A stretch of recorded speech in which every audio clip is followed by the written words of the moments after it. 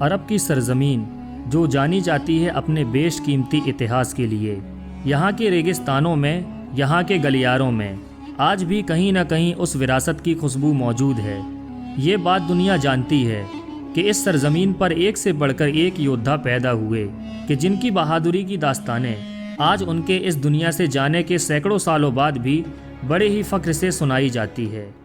لیکن عرب اور مسلم اتہاس میں جب کبھی سب سے طاقتور جنگجو اور یودھاؤں کی بات ہوگی تو اس میں سب سے اوپر جس یودھا کا نام آئے گا وہ ہے حضرت علی کا۔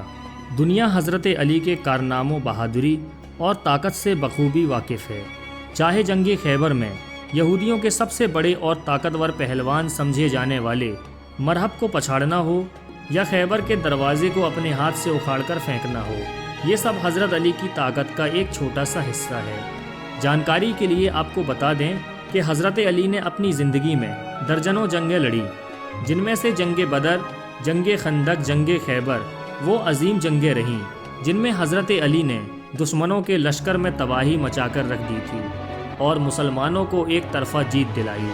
آپ کے بارے میں کہا جاتا ہے کہ حضرت علی کو کوئی فرق نہیں پڑتا تھا کہ ان کے سامنے کتنا بڑا لشکر یا سینا ہے، وہ دشمن سینا پر شیر کی طرح حملہ کرتے تھے، اور اسی لیے اللہ کے نبی حضرت محمد مصطفیٰ صلی اللہ علیہ وسلم نے آپ کو شیر خدا کے لقب سے نوازا تھا۔ لیکن دوستو، کیا کبھی آپ نے سوچا ہے کہ مسلمانوں کے سب سے بڑے یودھا کہ جن کا میدان جنگ میں کوئی ثانی نہ تھا اور جن کا میدان جنگ میں آنا ہی مسلمانوں کی جیت کی گارنٹی ہوتی تھی، انہیں کیسے شہید کیا گیا؟ انہیں کس نے شہید کیا؟ اور کیوں حضرت علی نے اس دنیا سے رخصت ہونے سے پہلے کہا تھا، رب کعبہ کی قسم آج میں کامیاب ہو گیا؟ تو دوستو، آج کی اپنی اس ویڈیو میں ہم آپ کو بتائیں گے حضرت علی کی شہادت کا پورا واقعہ۔ تو آئیے ویڈیو کو شروع کرتے ہیں۔ حضرت علی مرتضیٰ رضی اللہ تعالی عنہ نے 17 رمضان المبارک 40 ہجری کو صبح کے وقت بیدار ہو کر اپنے بڑے صاحبزادے حضرت امام حسن رضی اللہ تعالی عنہ سے فرمایا، آج رات خواب میں رسول اللہ صلی اللہ علیہ وسلم کی زیارت ہوئی تو میں نے عرض کیا، یا رسول اللہ، آپ کی امت نے میرے ساتھ نفرت اختیار کی اور سخت جھگڑا برپا کر دیا ہے۔ حضور صلی اللہ علیہ وسلم نے فرمایا کہ تم ظالموں کے لیے دعا کرو، تو میں نے اس طرح دعا کی، یا الہ العالمین، تو مجھے ان لوگوں سے بہتر لوگوں میں پہنچا دے اور میری جگہ ان لوگوں پر ایسا شخص مسلط کر دے جو برا ہو۔ ابھی آپ یہ بیان ہی فرما رہے تھے کہ ابن نباہ مؤذن نے آواز دی، الصلاۃ الصلاۃ۔ حضرت علی رضی اللہ تعالی عنہ نماز پڑھانے کے لیے گھر سے چلے۔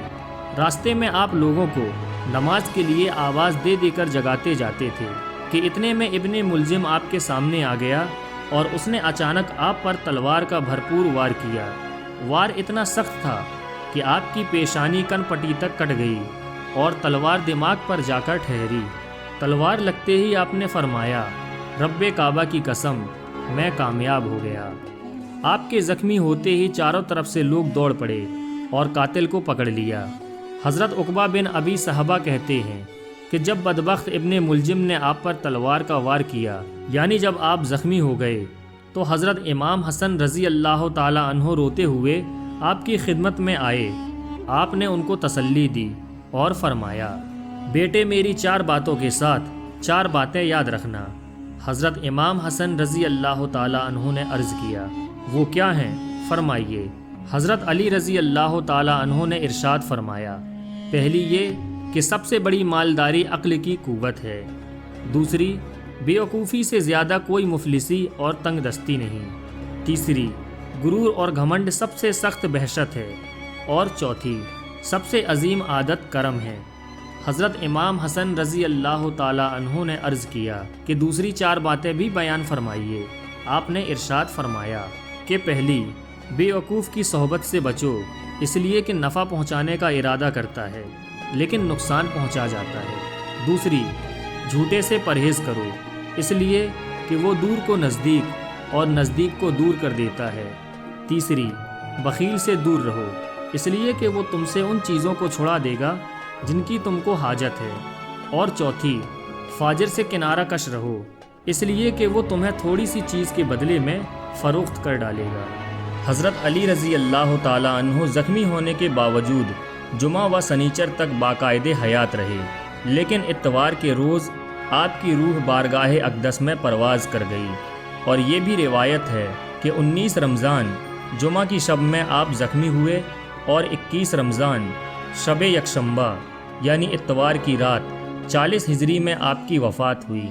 4 سال 8 ماہ اور 9 دن آپ نے امور خلافت کو انجام دیا، اور 63 سال کی عمر میں آپ کا وصال ہوا۔